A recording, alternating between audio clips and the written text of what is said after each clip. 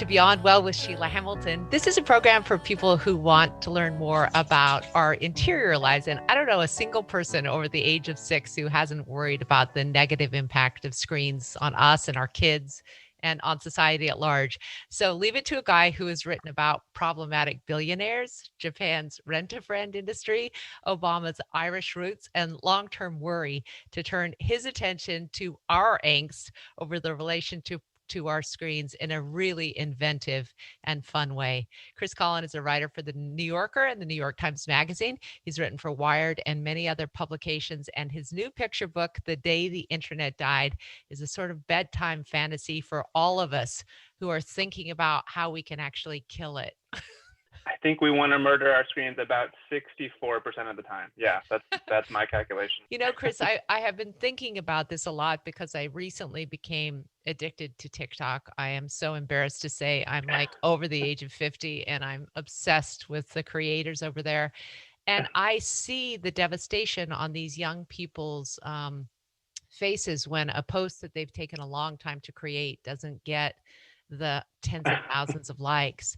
And I kept thinking, wow, what if your life actually, because I think they really do believe their life hinges on the approval of others through likes and attention and going viral. Yeah, I think that there are extreme versions of that. And then I think a lot of us live in a slightly less extreme, but certainly troubling version of that, where we have outsourced not only our memory and our ability to navigate around city streets, but our mental health and our emotional well-being. It's hinging on circumstances that are beyond our control and that aren't really reflective of who we are or our value or worth in the world. And they're hinging on algorithms that change from day to day. And so you never really know what bot you're up against, which is fascinating to me. I thought it was really incredible how you decided to adopt this language that's almost like 15th century language in order to create this picture book. So tell me a little before we start about why you decided to do it in the language that you did. Well, to back up even further, when I'm not writing funny picture books, I'm a normal, semi-serious adult human being. I'm a journalist, and I'm based in San Francisco, so I've been reporting on and witness to the sort of rise of the internet over the last 20 years. And I have developed all kinds of mixed feelings about it, as I think most people have. I wanted to do something about internet addiction, for lack of a better term. And writing a funny book about it seemed like an easy way into that, a light way. I mean, I don't think anyone wants to be harangued anymore about our iPhone habits or whatever. So I wanted to be a little playful. I think no one needs any more scolding on that front. Why in a 15th century or biblical language? I don't know. I think the Bible's pretty funny, but also I think, I think it's sort of a kind of regenesis I'm proposing in this book. It's a book about the internet vanishing suddenly and mysteriously, and then humanity sort of rebuilding from there. So I don't know, it sort of lends itself to a kind of fundamental, foundational rethinking of life as we know it, which I guess is why they have Bible talk. I want to read the first open, The Day the Internet Died, a bedtime fantasy. On the day our screens went dark, our children commanded, "Fix it," so we may now watch Extreme Dog Fails 3. We are frightened and bored at the same time. 7-fold times I forced quitters, but no change was wrought, nor did dog fails cleave upon us. This allowed me, honestly, Chris, to start thinking about all of the ways in a daily flow that my life would change if I couldn't rely on the internet. And it did thrill me and scare me. Tell me, how would your life change? I want to know. Well, first thing in the morning, I try to meditate, but like 8 times out of 10, I'm on my screen checking my email because I've fallen asleep with a glass of wine too early the night before, so I didn't finish all my work. So that's first thing. I wouldn't actually be responsive to people. In the middle of the day, I have to go to Twitter to see what the most recent political fight and the snarkiest reaction is. I start talking about what we want to eat, and I have to go to the internet to get my cookbook. I shop online. I order groceries online. I do almost my entire life through this screen. So I was Right. actually more frightened than I was thrilled when I thought about how lost I would be without all my connection. Well, yeah, I think we all do that same stuff, and then we feel I don't know. It doesn't always leave a good feeling, and then the way we medicate that feeling is by looking at something fun on the internet. Yeah. So it's they've got a real impressive cycle going. It's I think we now turn to it for basically almost every need that we have, and it doesn't ever scratch the itch; it just sort of makes it itchier. Well, it's also fascinating to me that there's so much data now that suggests people who are on their phones more than a certain period of time have far worse mental health outcomes. Hmm. And so it's almost like we know not to do it, and yet we Hmm. are so conditioned and compelled that we end up doing it anyway, even knowing that Yeah, it's bad for us, you know? It's like the yeah. worst, way worse than an opioid addiction because at least there Hmm. you can get help. Right, Do you right. know of any place to get help to start breaking an internet addiction? Yeah, I mean, there are places out there. I mean, I reported on a digital detox summer camp for adults. And then there are actual therapists who specialize in this. And there's no shortage of self-help books that have, tips on how to slowly disentangle yourself from your phone or your laptop or whatever. I got to say, I believe in all of that. And I think it's a little like trying to stop climate change by recycling more. I mean, we Yeah. are up against this huge thing. And if I believed that we had it in our power to change that relationship, I would be preaching hard. But I only really believe that about half the time. And the other half, I have this other You're on your approach, which phone. is I'm on my phone. Yeah, right. There's some real fun stuff on the internet. Uh, no, the other half, I preach something a little gentler, which I think is cultivating the other sides of ourselves. Not Mm, focusing so much on breaking up with the internet, but just having more fun with the non-internet. yeah. I was really hoping for that during quarantine, and somehow Hmm. my deep thinking, meditative, calm brain went away with everything else. And what appealed to me was scrolling. It was so strange. It was Yeah, almost like because I was in this reactive and fear based part of my life, I couldn't do the things that I had imagined I would do, long yeah. books and beautiful long walks, and I'm like, "What am I missing?" You know? It was really Yeah. awful. It wasn't fun. That was not fun. No. Well, in our defense, they really threw a lot at us that Yeah, year. It wasn't just the pandemic that yeah. required or felt like it required our constant attention. So Um, I yeah. loved how you brought in one of my reflections of reading through your picture book was this quote: "On the day the screens went dark, all of creation was quiet, but also loud. Squirrels screeches and joys chittereth, I think that's the word, and dry leaves scrapeth across the street. Why had I not heard such sounds before?" And we just had a huge power outage in Portland where we Hmm. actually were without internet. And I was really struck by how much of nature and sound I miss because I'm constant with my podcast in my ears. I'm constant with listening to information coming at me and what it does to your body to feel silence again. Yeah. Yeah. The internet is so relentlessly noisy, Yeah. psychically and sometimes literally. I mean, it's just yeah. I think we all know this. This is not new at this point. It's like discovering in 1999 that cigarettes are possibly addictive. Like this, we are well past the point of discovery. Right. But I Exactly. think we need to keep remembering and maybe remembering in new ways. That yeah, in this case, I think nature and the world outside of our screens is both quieter and wilder than anything we find on our screens. It's stranger and more interesting and more lovely and all of that stuff. I love how you transition in the book to the shock and the awe of being without internet and how awkward it would be to this gradual acceptance of what it would be like to be freed from our screens. And it's kids who notice it first.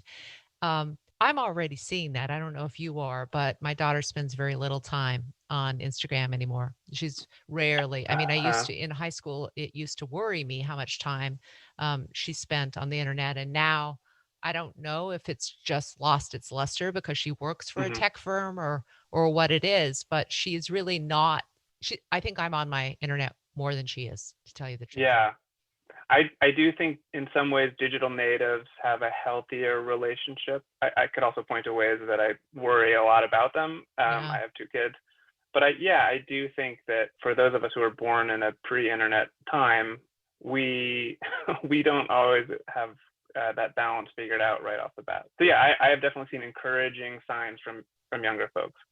It's fascinating to me the number of adults who choose to put their babies as the kind of star of TikTok, and these little toddlers grow up like kind of doing the monkey thing that will make people laugh. I feel like maybe Right. you should give them consent first or something. I'm very uncomfortable with it. Are you? I am. I mean, gosh, that's a real interesting riddle. I think there are people who would say consent. What are you talking about? Like the internet is no different than walking down the street. I don't get consent bringing my kid out on the sidewalk. What's the difference?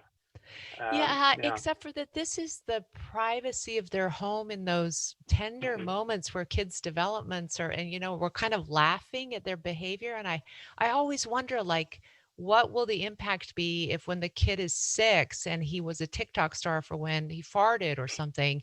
Do you know what I mean? Like, we're not, I don't know. This is I always date myself when I start talking like this, but I do feel like there's going to be some implications for young people because they've What was that grown up. weird word you said? Privacy? What's that? How do you pronounce that? Privacy? I know, but I'm just so grateful my daughter didn't grow up with my camera in her face, like Yeah. Yeah. documenting every single thing and putting it out for the world. Yeah.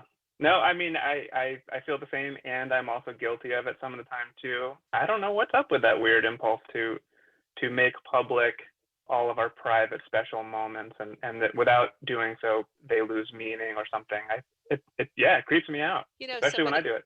I was reading an essay the other day where the person was saying that because we see so much of this content every single day, unless you see a penguin doing backflips and talking Japanese, it actually hasn't really interested you. Like all Hmm. of this stimuli has really numbed us to what Yeah. is wonderful, is beautiful, is potentially glorious about our world. Do you feel that way?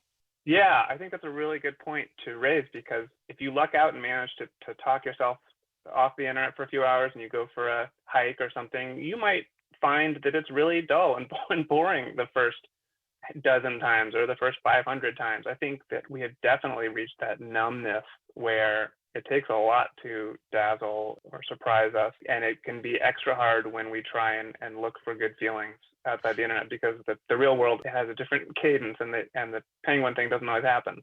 Oh, I mean, you can go weeks without a penguin flipping back handsprings in the grocery store wearing his mask. I really wonder if you shouldn't have taken this topic on in a more serious way. You're such a phenomenal Mhm. writer, and this seems like it's kind of right up your alley, and that this actually isn't being talked about enough, especially from people who are from the Valley who could give us the perspective of you were right in there when all these decisions were being made by people about how they were going to change the world. And those Mhm. very people don't let their kids use their phones. Yeah, it's true. Um, on the occasion that I have written about it in more serious tones, I don't know. One thing I've found is that people have there's a defensiveness that comes up. Their hackles get Ah, up when you start critiquing the internet. The first thing they say is, "Well, what are you, some kind of Luddite? And do oh you have any my. idea what would happen if the internet went away? Are you aware of your privilege in being able to criticize the internet?" And those Mm, are all excellent points. mm, But I think they also sort of sustain the status quo. mm. They get in the way of change. So yeah, I do think that there is serious reporting to be done about it, and a lot of it is being done. As you said, one of the great things that came out in reporting in the last few years is that within Silicon Valley companies, there are people who are saying, no, this is not good. We need to pump the brakes. But I guess I'm a big believer in in sneaking something in to the conversation with jokes and fart and pee humor. It's really good. I love your closing pages where you say food was better and music richer, shuttered it departments, mad art from USB scale. And then your clothes, they were alive and it was holy to be awake. And their sage liveth in the book you now holdeth 4 out of 4 hearts, 7 billion actual thumbs up. You too could be a TikTok user with your 7 billion thumbs up. You're going to have to teach me. Yeah, oh God, Chris, if you are at all worried about your obsession with screen time now, do not even open it up. Do not. There is something so insidious about the way they have programmed your mind to feed you kind of exactly somehow what you like to see. It is bizarre. So I'm often trying to trick the algorithm by liking the things I would normally like, and it still somehow comes at me with, It knows. Yes, it totally knows, which is just, it makes me feel awful. But one of the things that they do, which I think is so hurtful to young people, is in the beginning, they give you a lot of juice. They give you like millions of followers and a lot of likes. And you're like, this wasn't that great. Where did this come from? And then slower and slower and slower, they show your stuff less. And there are billions of people from all over the world on it. And so I'm seeing young people who have now been on it 2 years who are absolutely devastated. They started out with 2 million followers, and people were watching their live broadcasts, what from their bedroom saying what, and then the algorithm just kind of shadow dusts them. And I just keep thinking it's like thinking that you have a group of friends, and then you can no longer reach out to your friends. They're no longer returning your call. Right. You used to get 2 million callbacks, and now totally. Yeah. So keep your kids off it too. No, they'll be on it. They probably already are. They're upstairs doing a dance right now. No, they're upstairs plotting their arguments for convincing me to get on it. That's the stage we're at in my house. How old are your kids? I've got a 12-year-old and an 8-year-old. And so far you haven't allowed them to go on TikTok? I don't think they know about it. They might not be that smart. They're into Minecraft, and they have discovered YouTube, but we do a very curated version so far. But any minute now, they're going to realize that there is a whole free internet out there without parents putting their thumb on the scale. No doubt. So the book comes out March 23rd. Is that right? March 23rd. That's right. March 23rd. And where will people be able to buy it? The internet. They can buy it on the internet. Life is ironic. Yeah, the book is called Off the Day the Internet Died. It is in all the bookstores. If you are lucky enough to have an open bookstore near you, then please support your local bookstore. You can also go to bookshop.org, which supports local bookstores, and of course, all the other big ones too. Thanks for all the really interesting and off-the-wall topics that you take on, Chris. I really enjoy your writing, and I want you to stay on this topic and solve it for me, if you would. Okay, I will solve it for you. Thank you. If you're listening on a platform where you can give us a thumbs up through the internet, life is just so ironic, isn't it? Please do that. And we are also taking suggestions now for the topics you want us to cover in the coming year, sort of post-pandemic, or as we make this weird transition back into life. I'm Sheila Hamilton. Make it a great day.